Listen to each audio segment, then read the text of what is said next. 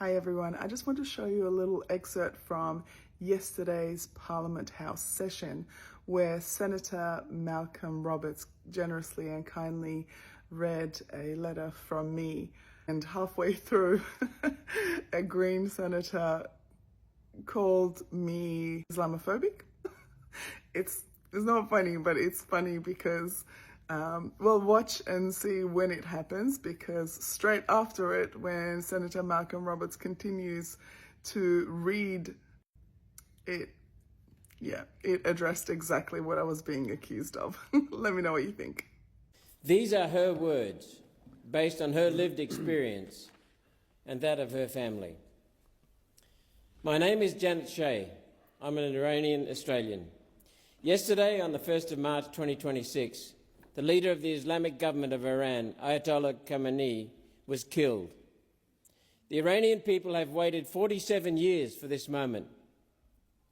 This is a historical and joyful time for Iranians and for the world. Although I am joyful for them and hopeful that soon I may visit my family and the graves of my loved one in Iran, I am deeply concerned for us here in Australia. I'll say that again. She is deeply concerned for us here in Australia. In 2025, Prime Minister Albanese declared Iran's Islamic Revolutionary Guard Corps, the IRGC, a terrorist organisation. Thank you, Prime Minister. However, declaring a group a terrorist organisation means very little if the ideology that drives that group continues to be taught and defended on Australian soil without consequence. What does our government intend to do about those living among us who actively promote and defend the same ideology that endorses killing of apostates, abusing women and the sexual violation of children? On the 14th of December 2025, there was an attack on Bondi, on Australian soil, against Australians. The Prime Minister said, sorry. Okay. But sorry is not honestly about what we are dealing with. An ideology cannot be called terrorist overseas, but acceptable when it's in our own country. See, the people protesting in Iran are not afraid of being politically incorrect to name what they endured under Islam. They are not going to be gaslit into calling it a misinterpretation. So I'll follow in their footsteps and speak plainly. There are two types of Muslims: a good Muslim and a true Muslim. I know good Muslims, she said. They are kind, generous, and they want exactly what the rest of us want: safety, family, a future, a decent life. But they are good Muslims because they do not follow all that Islam actually instructs them to do. That is why they are good Muslims. The Islamic government of Iran, the Islamic Revolutionary Guard Corps, Hamas, Al-Qaeda, ISIS, the Muslim Brotherhood, the Houthis. These are not people who went rogue away from their faith. These people read their Quran and said, we will do exactly as our holy leader instructs. By their own scriptures measure, they are the true Muslims. The good Muslim and the true Muslim are two different people. Senator Roberts, sorry. I'll just ask you to resume your seat for a second. On a point of order, Senator Shoebridge. Yeah, thank you, Acting Deputy. The inflammatory language here of good Muslims and true Muslims attacking the Muslim faith in the way that this senator is doing is contrary to the standing orders, and I'd ask you to have him withdraw that commentary and ensure that the debate we have in this chamber does not lead to that Islamophobia that we just heard from Senator Roberts, or as my colleague says, hate speech. Senator Shoebridge, I don't quite see it as you do, but I'm going to just check with the clerks just to make sure we get this right. Yeah, look, thank you. And the clerk has concluded with myself. You have the chair, Senator Roberts. Oh, you have the floor, sorry.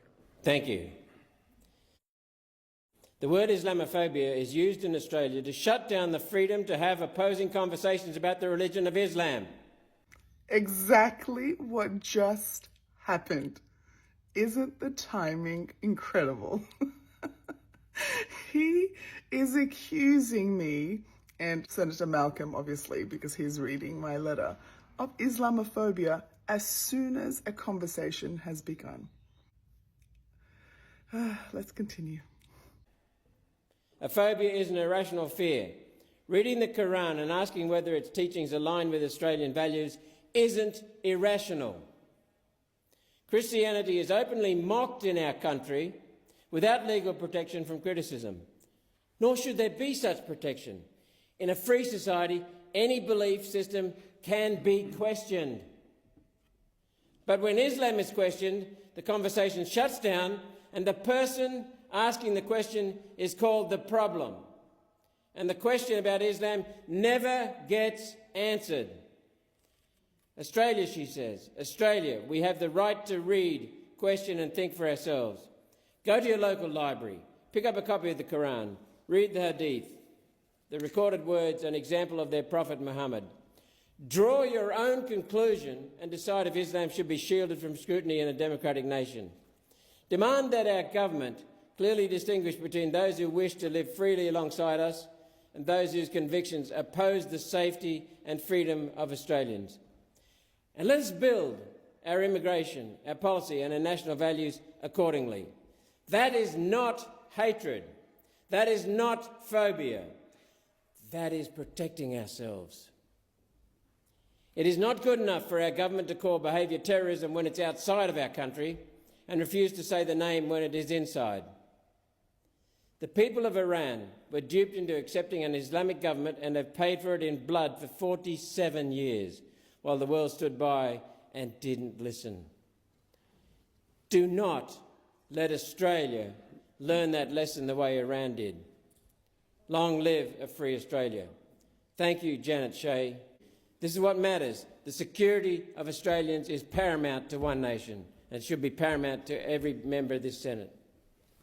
Thank you, Senator Roberts. Thank you, Senator Malcolm Roberts, and thank you to Parliament for letting that letter be read.